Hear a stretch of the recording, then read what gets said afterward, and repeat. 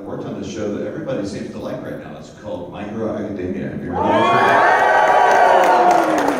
But I don't know if we're supposed to talk about this because I think this panel was called Viva Vegeta for some reason. Olé! I have successfully met the terms of my contract, and so now I don't have to actually do anything else Vegeta related if I don't want to. I have, oh my gosh, it's an actual Pokemon right there. Like it's right over there. Like it's on a leash too. Wait, let's see. Good boy. Oh my gosh. Yeah, it's really cute. Sorry, now it's super distracting. I put it up. I took a picture and put it up there for you. Everyone's cute. Okay, sorry. Why don't we go to questions? That's what I was thinking. If you're good, hey, I'm good. That's what I've been wanting to do this whole time. I don't know why you've been slowing me down. So. All right, guys, let's take this on one section at a time. I'm going to start here first. Hands in the air if you got a question. Rock and roll. See, there's only 4 questions. We've got 45 minutes to burn here, guys. Hi. Hey, how's it going? Pretty good, how are you? I'm awesome. My question is, what's your power level? My power level? Yeah. Well, let's see. I work out probably as much as the farmer at the beginning of Dragon Ball. So I'd say what was he, like an 11, 5, 2? Somewhere around there. I did, however, drink a grape flavored Monster Energy drink. And when I drink it, they make me kind of go a little crazy. So I'd probably spike my power level to like a 12 or a 15 maybe. But what are power levels anyway, you know? But at one point, Vegeta was surprised that someone's power level was over 9,000. I don't know if you all heard that. Yeah, and he screamed it. I love the Broly movie. Me too. I feel like. Do you feel like we're the only people that liked it? The way you said it, just like I feel like I like the Broly movie. Despite what everyone said about it, I liked it. I watched it several times, as well as that amazing fight scene, and I watch it constantly with my roommate. It's so awesome and so long. How long did it take to record all the voicings for that fight? Oh, it took a long time. We actually had to double up studios a little bit just to get everything done because we didn't have a whole lot of time once the final movie came in. I'd say it took about a month to dub, like just over a month to dub the whole thing because it's a lot. It's a whole lot. The Broly movie, honestly, was I think was the best Dragon Ball movie that's ever been made. Like it's amazing. I'm sure people could argue that some of the other movies may have had like more interesting, like kind of a more interesting story or something. Maybe, I'm sure there's stuff to be liked in all the Dragon Ball movies, but of all the 3 new ones, it was amazing. I'd say Battle of Gods was my favorite because it was the newest. It was like the first time we had new Dragon Ball anything for a billion years, and so I was so happy to finally record something that wasn't just a rehash of the same thing again, because we'd already done the orange box version of the dub, and then the yellow box corrections of the dub, and then we did Kai, and then we did every video game where they're like, I have an idea, I think we should play the story of Dragon Ball. I think that'd be really good. And anyone who's ever played the Dragon Ball games, like, yeah, you did that on the last game. Yeah, I thought the Broly movie was amazing, and I think my favorite part of it, I mean, Broly was incredible in it, and I loved the acid trip that they went on at the end of the film, or whatever happened there. But my favorite part was the Saiyan legacy story, that kind of story that we already kind of knew if you watched the previous history, like Bardock film or something like that. But it was almost like a different camera angle on the same. Of the same perspective, but I loved it. Although I think if they just continued that for an entire movie, they could have called it 3 Men and 3 Babies. It was all about like dudes and their babies. And probably the best thing about the Broly film to me was, like, the thing that was the most special about the Broly film was when Bardock and Guinea are kind of taking their son to take him, put him in the pod and send him off into space or whatever. And that was kind of a changing point for me, because in the past, I always thought that Goku, and don't get me wrong, I still think this, but Goku was just a shallow, stupid character. Like,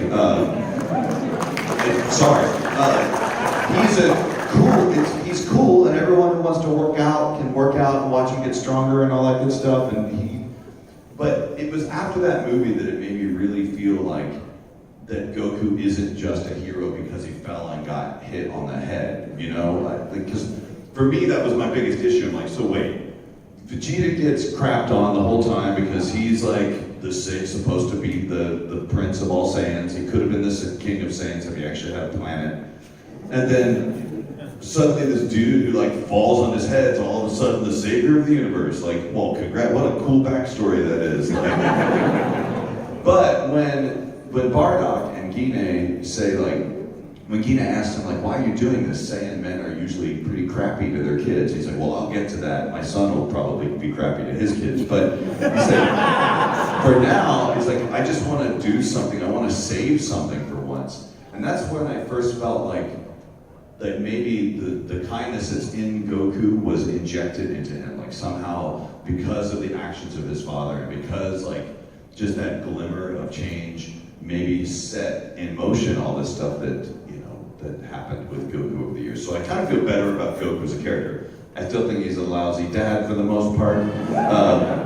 But anyone who says that Vegeta is a better father, like, okay, congratulations, he took Trunks to the park once. And it's also funny that people are like, Vegeta's such a better guy than Goku. I'm like, well, let's be honest here. Like he's awesome now because he's had a great change, and he reminds us a lot of like us as humans, because we humans can like, adapt, and we can change, and we can become better people, and that's what makes Vegeta so freaking awesome. But we do have to remember that he like killed Nappa just because he was sort of bored with him or whatever. It's like, you're not strong enough. Bam! I'm sorry. See that? And he like would eat his enemies and stuff like that. We've forgotten that he could like destroy plants and just ate the bugs on planet Arlia or whatever those things were. But anyway, I'm just gonna keep rambling. If you don't stop me, you better stop me. Good question, by the way. However, one last thing. I'm not gonna point him out, but there's somebody in this room whose name is Broly. Like his actual name is Broly. He's 12.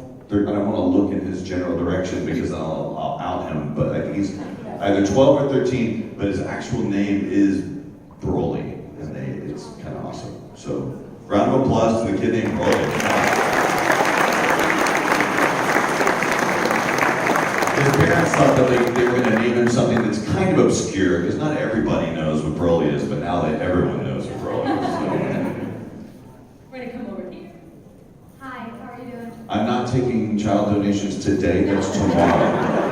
I just wanted to start off with a statement. I was born in the early 90s, so when Dragon Ball Z first started coming out on TV and everything, I literally grew up on the show, so you are my childhood, so I really do appreciate everything you've done, with the Dragon Ball series, you're doing, My Hero Academia now and everything, and I have my 15-month-old here, and I'm passing on that legacy to him, so I really do appreciate Oh, that's really cool. that everything you've done, over the past, 25 plus years, so I appreciate that. But my question is, Well, you can stop right there, because that's just, I'm gonna need a moment to process all that. Seriously though, it has been awesome though.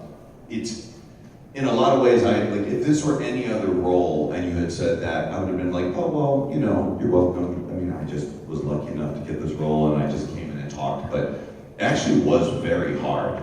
Working on the show was super hard, if not just the crazy deadlines we had back in the day, the fact that it didn't really pay us much of anything to do it back then, and it was exhausting in our throats. I'm lucky I still have a voice. But I really do appreciate it because we worked really, really hard on it. I'm glad we that people... appreciate you. I can speak for probably everybody in this room that we appreciate you. Not him, though. He just shook his head. He's like, no, I don't believe you. My question is, Sure. you're talking about how Vegeta, evolves as a character, obviously from, the Saiyan saga all the way to now Dragon Ball Super and the Broly movie.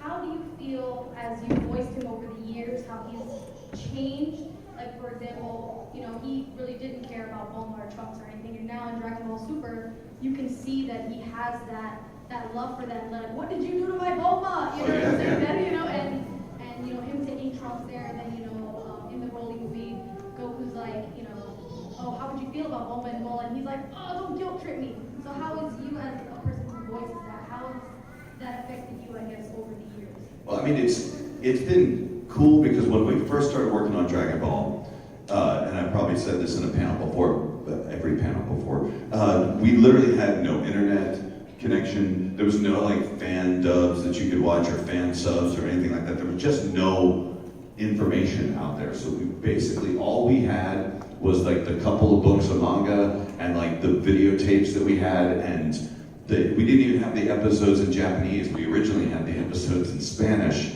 So I didn't even know what their voices sounded like or anything like that.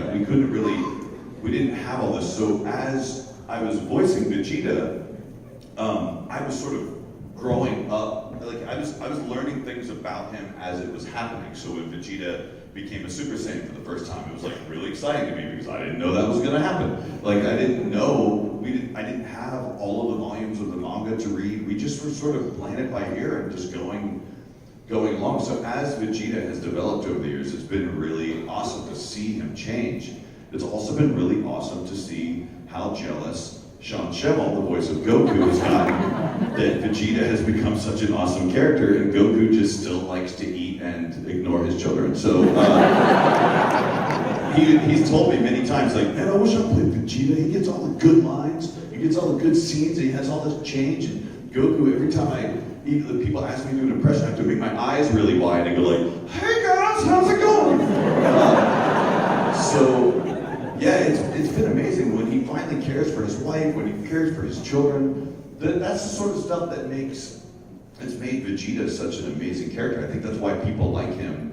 I think that's why Akira Toriyama keeps using him so often, because he's a fan favorite. People love him. He's just a good dude, and everything that happens to him is awesome. It'd be interesting, and I'm hypothesizing here because I'm telling you, I can pass a lie detector test here. I know nothing about any new Dragon Ball series or anything that might be happening. But hypothetically, if they were to continue this series from like maybe the end of the movie or something like that, it would be interesting to see how jealous Vegeta gets of Broly, because it seems like Goku's got a man crush on somebody else now. Vegeta's like, what about me? We used to trade. He's like, oh, I just want to trade with Broly now. I'm sorry, I didn't want to. I yelled, I made your child cry. Sorry. But thanks, that's a good question. He's the best darn character in the show. He's really freaking good. And I think that's why we all like him. We can all make fun of him. He can take a joke, sort of. Or at least he doesn't kill people for making jokes anymore, I want everyone to know that she's holding her child, and this is what is in the stroller. Yeah, that's important. Gotta take care of that art, very important. She needs something for the nursery. So. Welcome back, Chris. Hey, thank you. I got two quick questions. The first one is, the Broly movie kind of brought up an issue of it broke with the original canon for it. I wonder what kind of discussion went into changing the storyline to bring him back as this new and admittedly epic character. But I just want to know what the thought process went into making this new movie for him. I don't honestly know, because when we first got we got the initial script in, actually we hadn't even gotten the script in yet.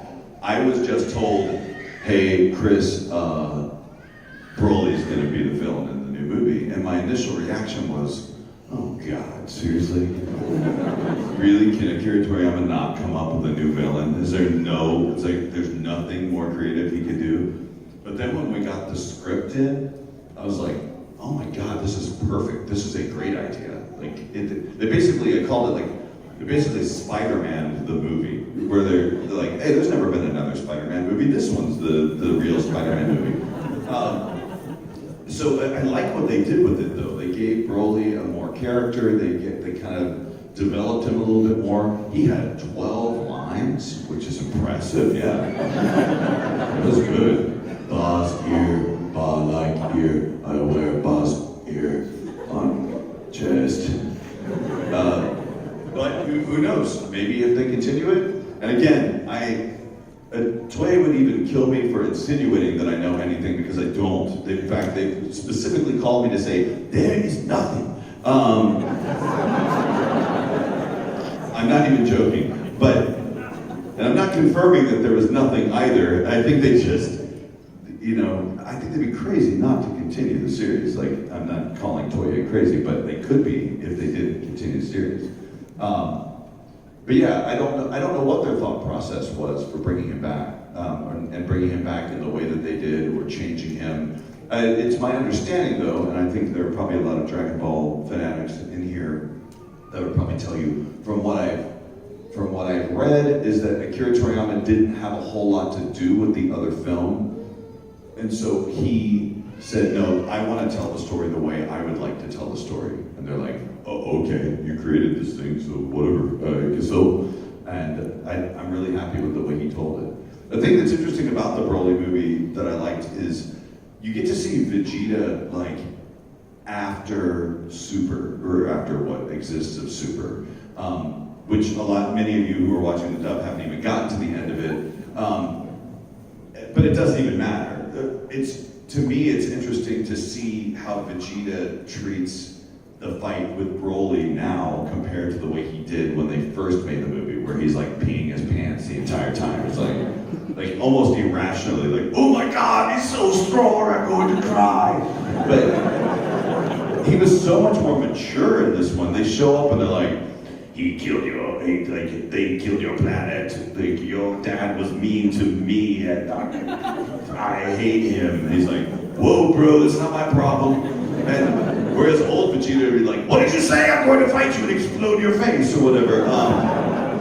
So he's so much more mature in the film, and I kind of like that about him. And I thought that his fight in the Broly movie was hands down the best fight in the movie, because his was like really deliberate, really cool. The movements were a little slower and really perfect. I think you could slow it down and see how well they animated the martial arts in his scene. And then Goku shows up and he does some sort of Jedi mind trick that nobody knows what the heck that even was, where he's like holding Broly in place. And then they all take LSD, and then whatever happens, and they become one person, and they're fighting in front of a screensaver, and I have no idea what was happening there. But so frankly, I thought like Vegeta's fight was pretty darn cool, and he kind of won, really, sort of. I mean, if Broly hadn't done what he did, in case there's one person out here that hasn't seen the Broly film, so. Oh, sorry, it's him. Sorry. Guess what? Vegeta and Goku don't die. So, can't say the same for Broly, though. Chris, you good? Oh, yeah, You good? I'm done. You had a two-part question. Well, my second question was, for those that aspire to be voice actors, what would you recommend as beginner, intermediate, and advanced to getting into it? Beginner would be to just, let's see. Beginner would be to do a lot of research and decide whether that's something you really want to do, because it's a really hard road to travel, because a lot of people want to be voice actors. Intermediate would be like get some recording equipment and start learning how to record yourself at home. Just practice, just practice reading stuff, or find friends who are animators and make stuff and voice stuff. Because right now the world kind of really rewards creators more than anything else. Like back when I started, there were a lot of lucky breaks. Like, hey kid, you've got a super deep voice. I'm like, yeah, I do. And I go, you should do some voiceover work. I'm like, oh, that sounds cool. I'm like, come on my place, we'll do some voiceover work. I'm like, yeah, that's awesome. And then you're on Dragon Ball. I'm like, wow, okay. That kind of stuff. I mean, it happens, but it just doesn't happen as much anymore. Like the world right now likes creators, like content creators. So if you have a good voice, figure out some way to use it somehow. If you're advanced, I would start getting into acting, because acting is the second part of voice acting, and probably the most important part of voice acting. Because I know lots of people with great voices who don't know how to act, and it's a shame because they come in like, everyone says that I should be a voice actor. I'm like, cool, read this. I'm reading this. Now say it in a sad way. I'm saying it in a sad way. I'm like, oh crap. Okay, I'll call you when we need a computer. So yeah, that's important. And then once you're really, really serious about it, you got to move to a market where voice acting happens, and get some classes, some training, and stuff like that. And just good luck. My other bit of advice for anyone thinking about getting into voice acting, or actually kind of any career really, but especially the creative arts, is to get involved in something. Like figure out what it is that they do in your town, like that's close to voice acting, or in the production or industry or something like that. Get a job working where you're editing video or writing scripts and stuff like that. Because it's important. A lot of people get their jobs because they work in a studio, and all of a sudden, like the voiceover talent doesn't show up, and the editor's like, "Well, I could give it a shot," or "Oh, I could give it a shot," and then they get their opportunity to kind of do that. So, and what you might find along the way is that there's other things in the entertainment industry that you like to do even more than voice acting. Maybe you're like, "Hey, I don't make enough money voice acting at all," or like I'm too scared to wait for my next job. And so most of us who do this for a living, we're pretty diverse. Like all of us do a lot of things. I own a recording studio. I do music and sound design, and I'm a producer. So just kind of be as diverse as you possibly can. That was a long answer. Sorry. Great answer. I'm going to jump to this section. Yes. Hello. Hello. So I grew up, of course, watching Dragon Ball like a lot of people here, and I kind of came back to it after I started watching My Hero and One Piece and things like that, and it seems like to me that those kind of some influences of Vegeta and Piccolo and some of your earlier characters and characters like Zoro or All Might later on. So how much do you think those early roles really influenced your later work as a voice actor? It's hard. That's a good question, actually. I think the early stuff that we were doing, it was, again, very early in our careers, too. It was like, Dragon Ball was literally the first animated thing I ever did. I was a very, very lucky break to get as a first job. But, I'll be the first to admit, some of that stuff we did, and those dubs were pretty bad. Some of it's pretty bad, guys. And if there's anyone who's in here who's like, "No, it was all perfect," I'd say, "You're a liar!" Because we did some really bad stuff. We didn't necessarily know what we were doing. So in many ways, I think it wasn't that my own voices influenced my voices that I do now. I'd say that working with other actors, because I've been lucky enough to be a director for so long, but working with amazingly talented people like Laura Bailey and Colleen Klinkenbeard and Travis Willingham and so many great, Kent Williams, Bruce Elliott, and all of these great actors that came into the show. As a director, as a guy who just basically was sort of making it up as he went along, I learned so much from watching them do what they do. Eric Vale is another example of a really great actor that we met kind of early on. So a lot of those people have influenced me along the ways, and I've kind of picked up a lot. But after dubbing for a long time, it's a skill that takes a while to figure out how to do.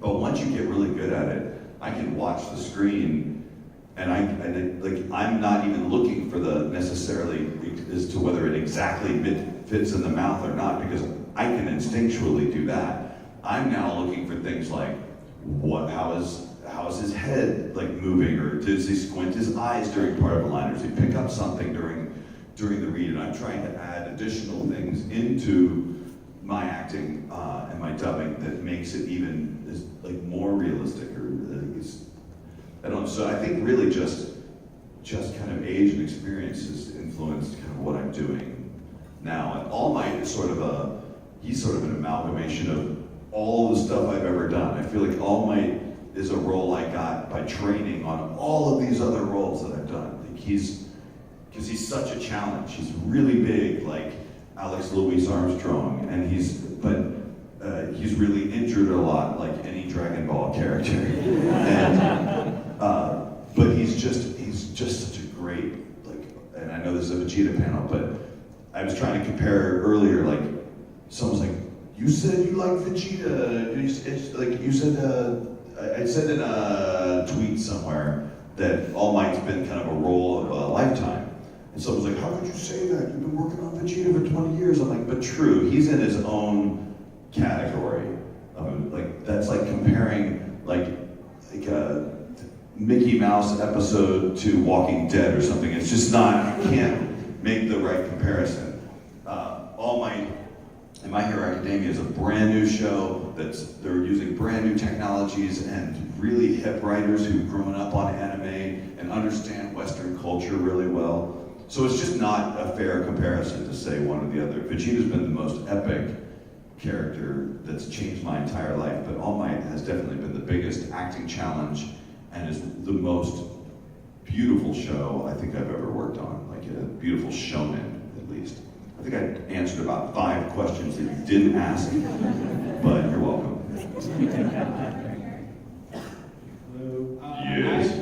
I actually had a 2-part question too. You kind of answered it, but I would say, who would you enjoy playing more nowadays? Yami from Black Clover or All Might from Oh, well, again, All Might, every time I go in there, I know it's going to be, like, there's a really high probability that it's going to make me want to cry. And this is a new experience of mine. I didn't know what crying really was. Because crying is something I did when I was a kid and it got hurt, and then somehow was taught never to do that. And then once I had kids of my own, like, I think I'm making up for all of that. Like, I'll see, like, I literally just saw some Instagram video of some kid trying to karate chop a piece of wood with his foot or something like that. And like, I welled up with tears at the end of it. Like, what is wrong with me? But I don't even remember what the question was. But yeah, there's a high probability of it being a really, really emotional session and something really challenging. However, so that's the session that I know I'm going to do my kind of the best acting work on. But getting to play Yami, do you have any of you watch Black Clover or anything like that? Yeah. Black Clover is awesome because I have the most fun working on that show. Because he's literally like, hey, what's up guys? I'm just gonna come in, take a dump, and then tell you guys to push back past your limits and stuff. And he gets to say stuff to people that you would wish you could say, but you can't. Like, he just makes up a nickname for everyone. He goes like, hey, what's up, ugly face guy? And so I love, and the director that works on that show, his name is Chris George. I've known him for a really long time. He laughs really big and he loves what he does, so I like going in for those sessions too. Anyway, those are my 2 favorite shows I work on right now, other than Dragon Ball Super, of course. Well, my second question was going to be, I guess, do you enjoy playing All Might or Crack Might more? But I guess you kind of just answered that. Like, obviously All Might or All Might after he's injured more. Oh, man, there's something about the dichotomy of playing both of those characters that makes that character so much fun to play. Because I don't think I would like it if he was always really big. Because while that's really fun, it's also really artificial too, you know? I like how genuine he is when he's in his kind of less might or no might or whatever form. We need to come up on a universal name for him because nobody knows what to call him. But some people, I was like, small might, and everyone's like, no, that's Deku. I'm like, okay, shut up, I'm sorry. There's no name that I can call him that won't offend somebody in this room, so. I hope this is a quick question, but you've done literally a wide repertoire of just about every role out there, from sports to shoujo to shonen and action. Aside from like the obvious joy you get out of action and shonen anime, what have been like some fun roles and fun genres that you've worked on? Oh man, I don't even know what genre these qualify as, because they should just be called like on crack genres, because they make no sense whatsoever. There's 2 shows that come to mind, actually 3. One is Panty and Stocking featuring Garlic. I love that show, man. Because that's the voice I never get to do it anything like other than that. Like, yeah, well, thank you. Like, I remember they booked me as this like 7 foot tall black priest, and somebody would, like, after the director cast me, she's like, do you think that's gonna be offensive at all? I'm like, dude, in this show, that's the least thing you have to worry about. Like, if you all aren't familiar with Panty and Stocking featuring Garter Belt, it's just this bizarre show about these two fallen angels who are trying to get their way back into heaven by earning heaven coins that this priest gives them, and they get it by killing evil ghosts, but the ghosts are like poop and tissues and stuff like that, just really like sperm and the weirdest stuff. So that's one of them. Another show was called Ninja Slayer. I bet you 5 people out there in this room have seen Ninja Slayer. How many people have actually seen it? Okay, 1, 2, 3, 4, 5. Can you spell that? Ninja Slayer, Ninja. Okay, ninja. Yeah, Ninja Slayer. Sorry for those of us in America who don't pronounce things correctly. Actually, that's the way you should say it in America. Sorry, but we've been so trained to say it a different way. But yeah, Ninja Slayer is a show that was kind of a troll of a show because the manga was like the kind of the graphic novel version of it was this beautiful, gorgeous animation. It was like so beautiful, but when it came out as an anime form, it had this beautiful, gorgeous, like intro sequence, and then when it finally gets to the show, it looks like cardboard cutouts of the characters, and they go like, "Domo," recite your death haiku, and I was like, I refuse to do. I won't do it now. And then he will accidentally recite a haiku, and then he goes, thank you. And then they like explode into real fire, and it didn't make any sense.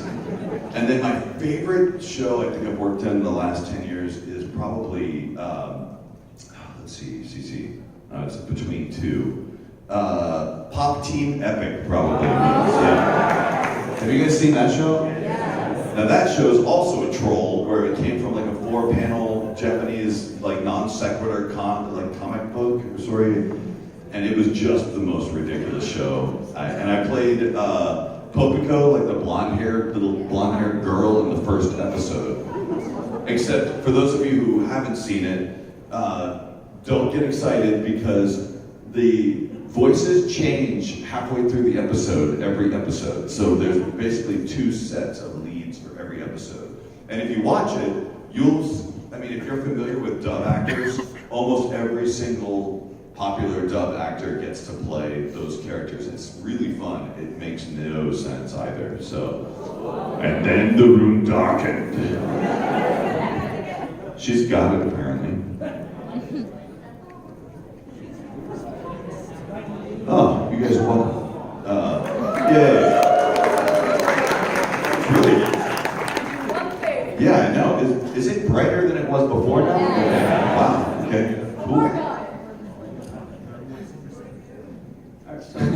heard that.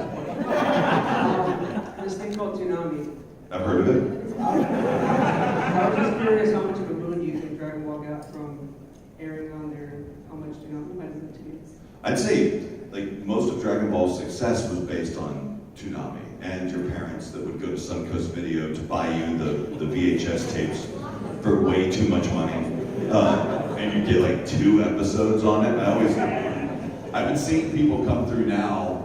I've seen people come through now that have been fans for a long time. They'll come with their mother or father. I'm like, so it's like, how long have you been watching? I'm like, oh, I owned everything. I owned it all on VHS, DVD. I'm like, your parents spent, hold on, $9,000 on all that stuff. Like when you start adding up all of the VHS tape costs and all of the DVD costs, I've joked that Funimation should just send everybody free DVDs from now on. Like, you guys spent so much money on that stuff. I'm sorry.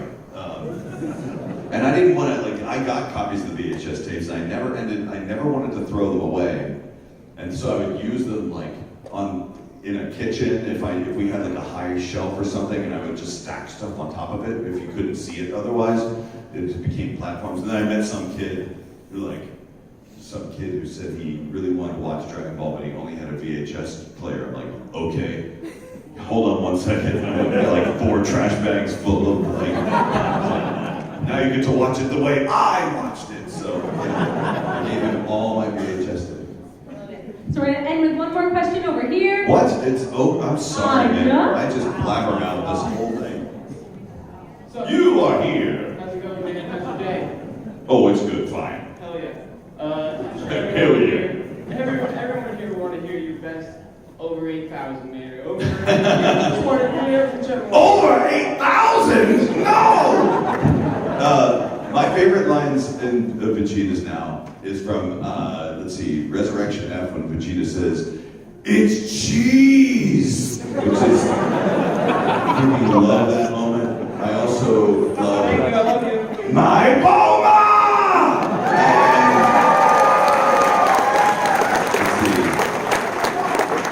And you only don't think because you're an idiot. And anytime I get to yell Kakarot is the best. Oh, and for whatever dumb reason, one of my favorite lines to say, it's really stupid whenever I'm doing a video game, I love to go, Nappa! I like just like yelling. If you guys ever, if you ever are want to stop swearing when you stub your toe or something like that, and you don't want to say a curse word, just scream Nappa in place of whatever happened. And I'm telling you, it works. I've done it now. If I ever stub my toe, I'm like, Nappa! It feels way better. It works. It really does. This convention wins, by the way, for the best Piccolo hats. That hat right there, you see this hat there? And someone earlier, oh yeah, you, over there, he has this beanie hat that just looks like floppy Piccolo weird guy. It's like Piccolo and Pikachu sort of had a weird baby and made a hat, so. I'm gonna hold you guys here with me for a second while we give it up for Chris Sabat. Yeah! Guys, thank you so much. Yes, thank you. Yes, keep going. Yes. Yeah, love it.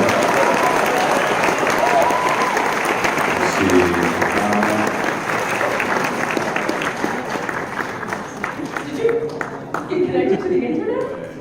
No. Oh. The dinosaur still screwed me. All right. Flex the dinosaur.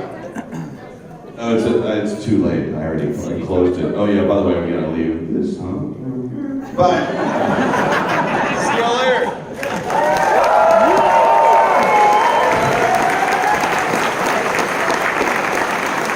I guess one last thing. If you still needed me to scribble on your Gokus or something like that, I am gonna go back down to the floor for a little while longer, and I'll stay as long as people are there. So, catch you soon, guys. Bye.